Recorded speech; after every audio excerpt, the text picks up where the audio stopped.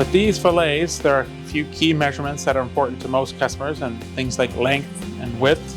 Also very important, thickness. So those we kind of call our core measurements. In addition to that, we can do a bunch of advanced measurements, look for things like blood spots, fat percentage, and bun coverage.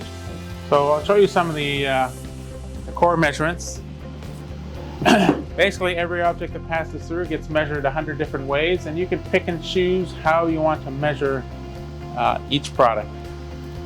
In the case of chicken fillets, there's a bunch of different ways of measuring length and width. We've provided about a dozen different ways of measuring length and width.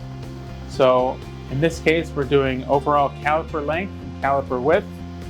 In the 3D world, we're getting about 3,000 height points, and from that you can derive things like maximum thickness, average thickness, and minimum thickness.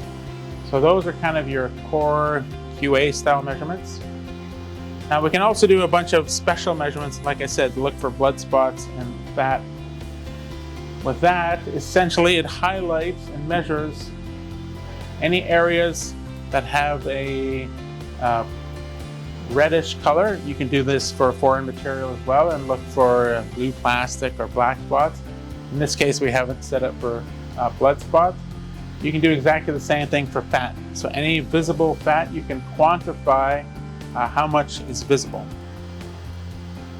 Last but not least, in this case for the demo, we're doing a special measurement called bun coverage. So it superimposes the chicken fillet on a circular template, returns the area.